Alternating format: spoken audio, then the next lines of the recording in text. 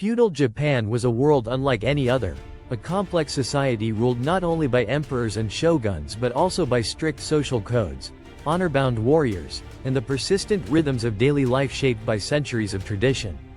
While samurai and their noble exploits often dominate the historical imagination, the true fabric of Japanese feudal society was woven from the lives of millions of ordinary people: peasants, merchants, craftsmen, monks, women, and even children, each one navigating the intricate webs of duty, hierarchy, and survival.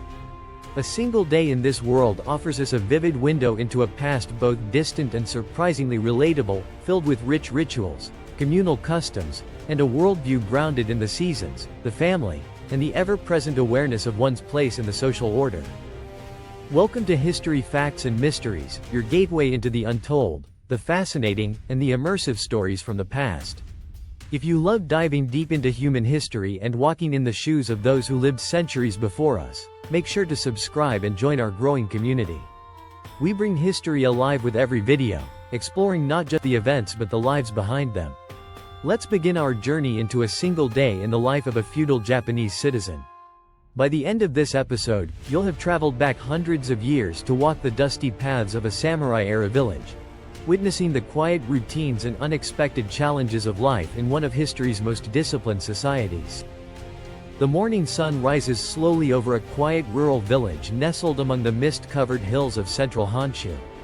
It is the early 15th century, and Japan is firmly entrenched in its feudal era, a time when the Ashikaga shogunate holds military power, while the emperor, though still revered, plays a more symbolic role.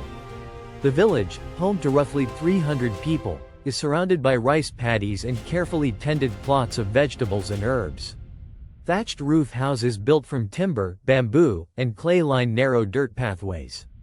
The air is filled with the scent of damp earth, smoke from cooking fires, and the distant clanging of a blacksmith's hammer. In the heart of the village, the day begins before the first rays of sunlight reach the rooftops. For a peasant family, life starts early.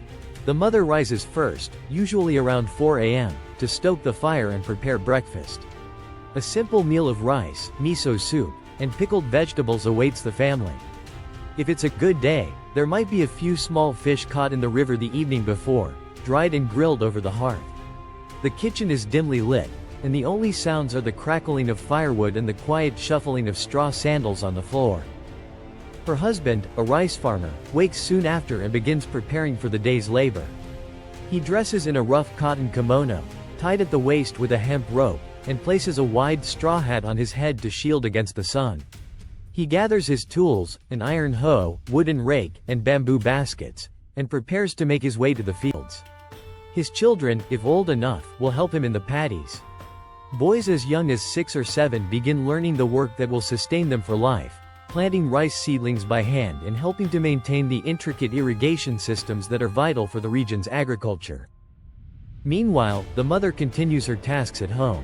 After breakfast, she might tend to a small garden of medicinal herbs, feed the chickens and goats, or weave cloth from silk or hemp fibers. The children too young to help in the fields stay near her, learning basic skills such as cooking, weaving, or crafting simple toys from straw and clay.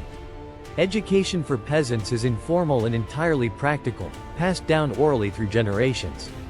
There are no schools in the village, and reading and writing are luxuries reserved for the samurai class and Buddhist clergy. A short distance away from the peasant dwellings lies the home of the local samurai, a mid-ranking warrior appointed by the Daimyo, the regional lord, to oversee the village and ensure that taxes are collected and laws enforced. His residence is larger and more refined, featuring a gate, a small garden with neatly trimmed trees, and sliding doors made of wood and paper. The samurai's day begins with martial practice, often before sunrise. He dons a plain but elegant kimono, stretches in the courtyard, and draws his katana for solitary training. He may practice iaido, the art of drawing and cutting in a single motion, or kata, a series of choreographed movements designed to simulate combat. The samurai's household is more educated and literate than the rest of the village. His sons study kanji characters, Confucian texts, and military strategy under the tutelage of a traveling monk or hired teacher. Daughters may be taught calligraphy and etiquette, especially if they are destined to marry into another samurai family. Women of the samurai class are trained in onna bugeisha traditions, not for open battle, but to defend the household if necessary, using weapons like the naginata, a curved blade on a long pole. As the sun climbs higher into the sky, the village bursts into activity. In the fields, laborers work in rhythmic harmony, their songs floating over the rice paddies as they bend, plant, and weed. The work is physically grueling and the summer heat can be oppressive, but cooperation is essential. Water rights and land usage are communal concerns, and disputes are often settled by village elders rather than outside authorities.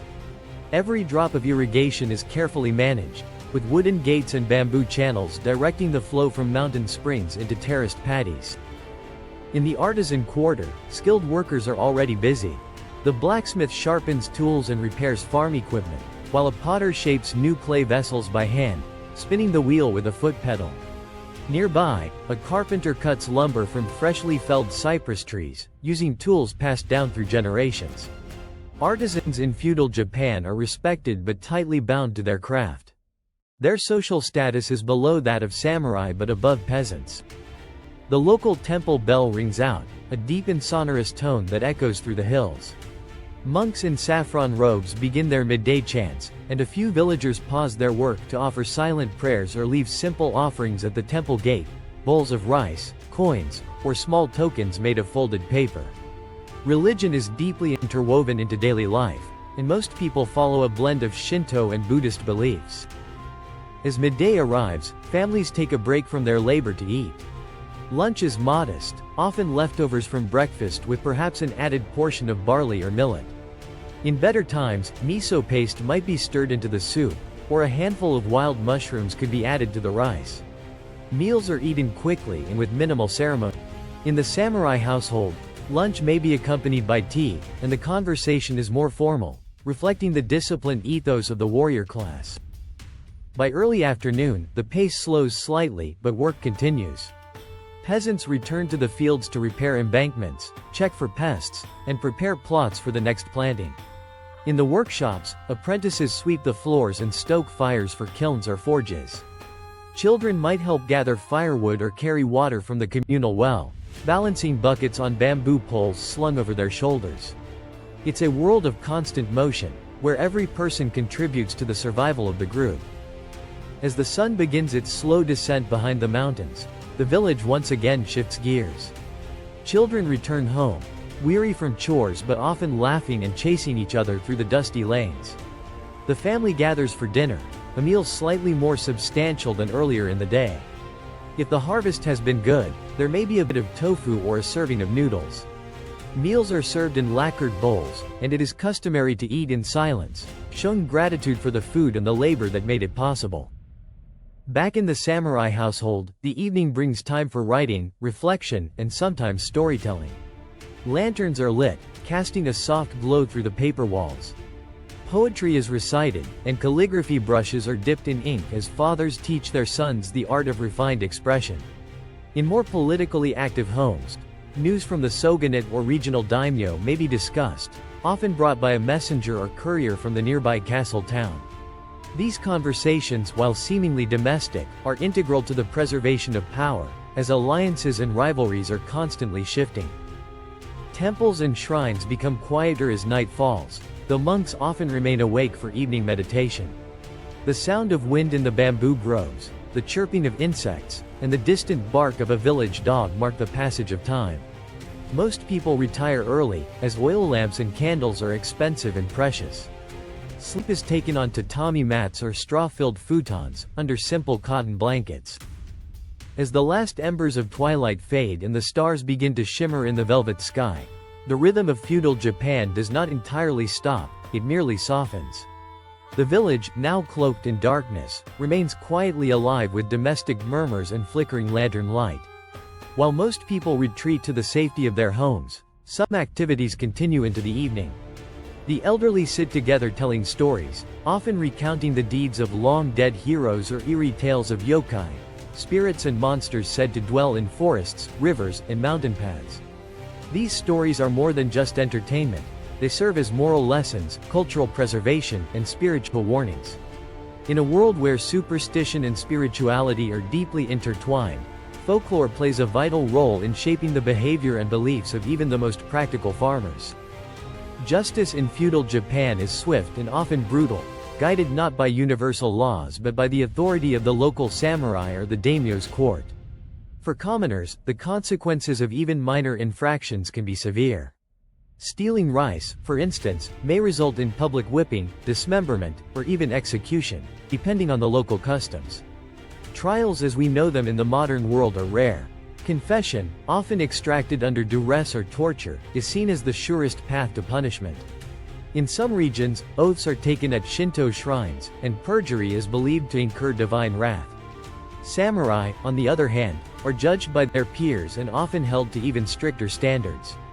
A samurai who brings shame upon himself or his lord may be expected to perform seppuku, ritual suicide, as a way of atoning for his dishonor and preserving the reputation of his family. Despite the hardships and strict rules, there are moments of joy and celebration that punctuate the year. Seasonal festivals, rooted in Shinto and Buddhist traditions, provide welcome relief from labor.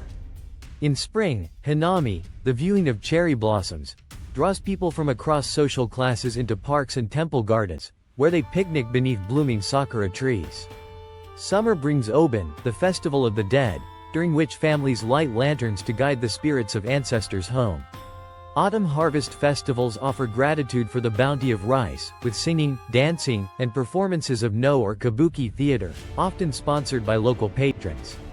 Even winter, with its cold winds and long nights, has New Year celebrations that blend solemn rituals with shared feasts and visits to temples. Women in feudal Japan live within a framework of patriarchal expectations but still hold crucial roles within the household and sometimes beyond. Among peasants, women work alongside men in the fields, manage the home, and handle household finances. They are responsible for raising children, transmitting traditions, and maintaining family stability. Among samurai, women are expected to uphold Bushido values, loyalty, honor, and self-sacrifice, even if they are not trained for combat. They oversee servants, educate children, and manage the estate during their husbands' absences. Some exceptional women, however, defy convention. Historical figures such as Tomo Gozen, a warrior woman of the 12th century, and Hojo Masako, a powerful political figure in the Kamakura Shogunate, reveal that female influence, though constrained, could at times be profound. Children, too, are molded from an early age to fit into their societal role. Sons of samurai begin martial training as early as 5, learning archery, swordsmanship, and horsemanship, as well as reading and writing classical Chinese and Japanese. They are taught to suppress emotion, obey orders, and internalize Bushido. Peasant children receive informal education through labor and oral storytelling. They learn which plants to harvest, how to manage irrigation ditches, and how to avoid the wrath of both humans and kami. Girls of all classes are taught obedience, modesty, and the skills of homemaking. However, they also inherit songs, dances, and stories that preserve cultural memory and identity. Religion remains a powerful force throughout the day and the seasons. A villager might begin the morning by clapping twice before a kamidana, a household shrine, offering thanks and requesting protection. A samurai might write a death poem in his journal before going into battle, accepting the impermanence of life. A monk might walk silently through the village, collecting alms while embodying Buddhist ideals of humility and detachment. Temples serve not only spiritual functions but also as schools, hospitals, and community centers. Their influence is considerable, and temple landholdings sometimes rival those of feudal lords. Pilgrimages to sacred sites like Mount Koya or the Ai's Grand Shrine are rare but deeply transformative events for those fortunate enough to go. As night deepens, a hush falls over the land. The only lights are oil lamps flickering behind paper walls, casting shadow puppets of families preparing for sleep. The day has been long, filled with toil, discipline, tradition, and subtle joys. It was not a day of grand battles or legendary exploits, but rather the kind of day that sustained Japan for centuries. A day rooted in rice fields and scrolls, in the clang of blacksmith hammers and the rustle of silk, in whispered prayers and silent obligations. A day that, multiplied over generations, created the culture, resilience, and order that would define Japan long after the feudal age had passed. Feudal Japan was not a static world. It was always in motion, subtly evolving, gradually shifting beneath the surface of apparent stability. The Tokugawa period would eventually bring even more rigid control, closing Japan to the outside world for over 2 centuries, while internal life continued to flourish in carefully maintained harmony. And yet, through all these changes, the day-to-day experience of the average person remains strikingly consistent. Wake early, serve your role, show respect, and maintain the balance between duty and survival. The samurai may have carried the sword, but it was the farmers who fed the land, the artisans who shaped its tools and treasures, the monks who nurtured the soul, and the women who preserved the family. Theirs was a life of purpose, if not always of comfort, a life inextricably linked to nature, community, and the invisible scaffolding of honor and obligation. Through their eyes, we see not just the glamour of armor or the elegance of a temple, but the true spirit of feudal Japan, enduring, disciplined, and quietly profound. Thank you for journeying with us through this immersive look into a day in the life of a feudal Japanese citizen. If you enjoyed this exploration of samurai-era Japan and want more detailed, story-rich dives into history's most fascinating eras and cultures, don't forget to subscribe to History Facts and Mysteries. We bring you closer to the past, one story at a time. Until next time, stay curious and keep exploring.